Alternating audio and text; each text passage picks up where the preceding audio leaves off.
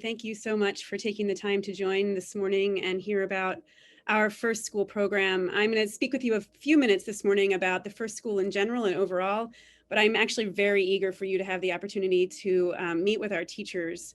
And if we were on campus, that would certainly be something that you would be wanting to spend some time talking with teachers and thinking carefully about the programs that they carefully craft and put together each day for the children who come to campus. I just give you a little bit of an overview of our division. We are a division of 8 classrooms this year.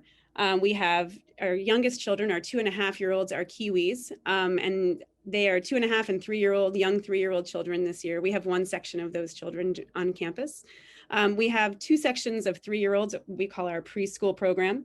And we have 2 sections of pre-kindergarten, which is our 4-year-old program. And then we have this year 3 sections of kindergarten. And we are fortunate in our program to have both a lead teacher and an assistant teacher throughout the day in the classroom. So we have 2 teachers in the classroom serving the needs and addressing the curriculum and developing program for the children, we're so fortunate to have that. We also have, as Tom mentioned earlier, some specialists that the children encounter throughout the week, and I'm happy to share a little bit more about those in a few minutes.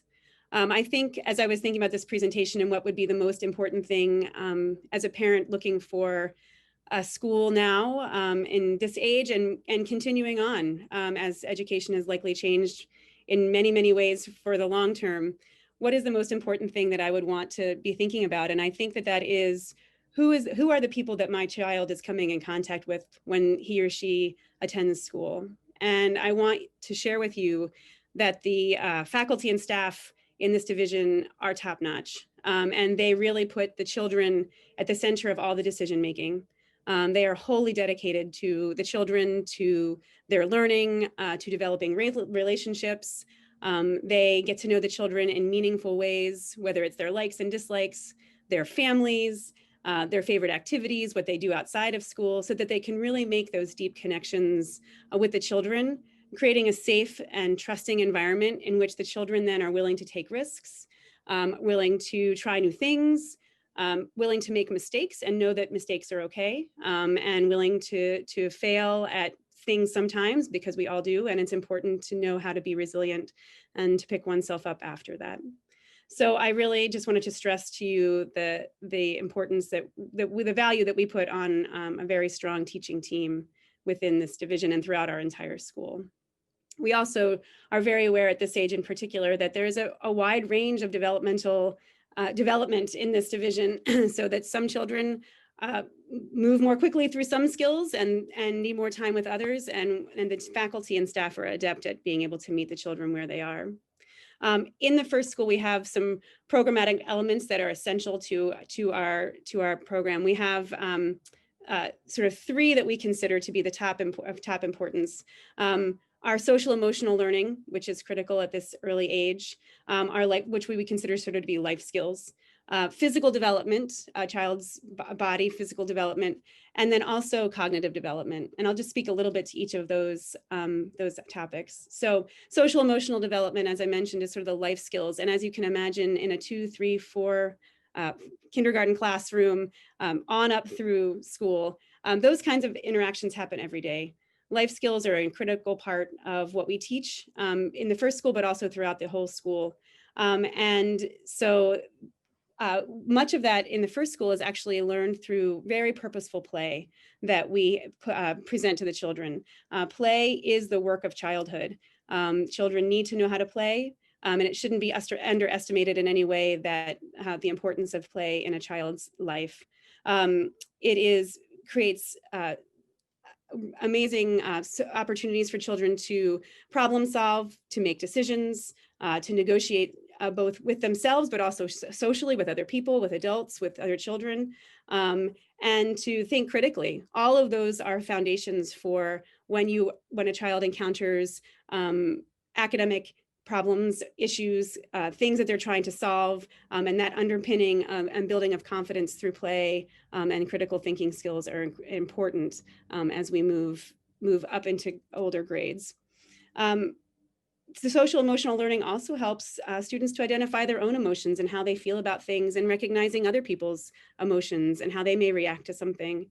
And it's helping them to build an ability to solve conflicts and to build empathy for others. And that is an important foundation in our division as well.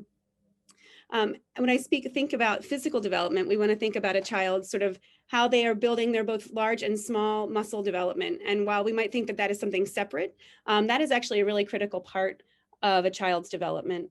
And all of these play off of each other. You're developing physically and socially, emotionally well, and building cognitive skills. All of those sort of feed off of each other and help to sort of create this whole child as we get ready to move from the kindergarten years and into lower school and elementary school years. Our students play both inside and outside. And I think, as Thomas showed on our video on our campus, we have a really very fortunate to have such a beautiful campus in which children can explore. They can work together, they can be collaborative. And I know that when the teachers show you some of their presentations in just a little bit, they will also show you some of their classroom spaces and some of the sort of targeted areas around our campus where they take children in order to sort of explore but to create that sort of body awareness and cross those physical development milestones. And then I know something that's always on our minds is sort of the cognitive development of children. This is how children think, it's how they explore, it's how they figure things out. And we have a progression that sort of begins in our Kiwi program and extends through our kindergarten and into our lower school. But we are fortunate to be able to have children come in at any point, whether it's as a Kiwi or as a kindergartner, and really be able to address their needs where they are at that particular time.